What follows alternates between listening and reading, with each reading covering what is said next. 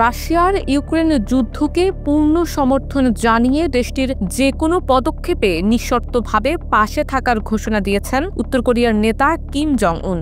রাশিয়ার পররাষ্ট্রমন্ত্রী সের্গেই ল্যাভরভের ৩ দিনের উত্তর কোরিয়া সফরের সময় এই ঘোষণা দেন কিম।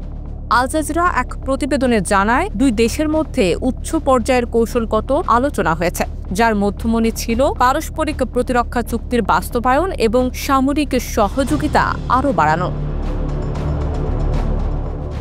কিম বলেন, ইউক্রেন সংকটের পেছনের প্রকৃত কারণকে গুরুত্ব দিয়ে বিবেচনা করছে রাশিয়া।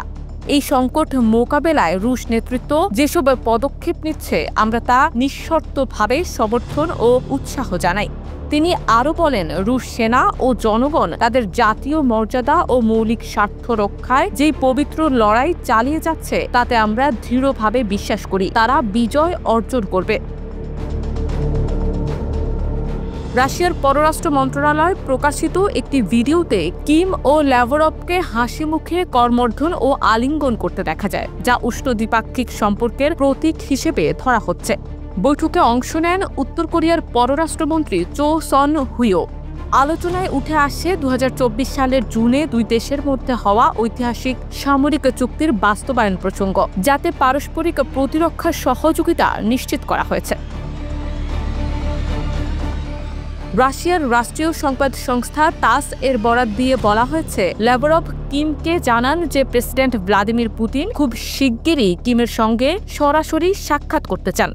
গত বছর পুতিনের বিরল উত্তর কোরিয়া সফরের সময়ই দুই দেশের মধ্যে সামরিক ও কৌশলগত জোট গঠনের পথ প্রশস্ত হয়।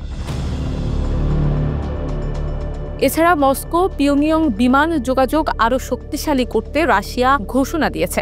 তারা দুই দেশের মধ্যে প্রতি সপ্তাহে 2 দিন ফ্লাইট চালু করবে।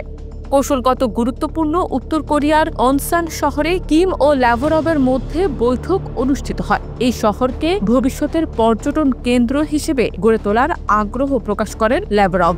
তিনি বলেন, আমরা আশা করি এই এলাকা রাশিয়ান পর্যটকদের কাছেও আকর্ষণীয় গন্তব্যে পরিণত হবে।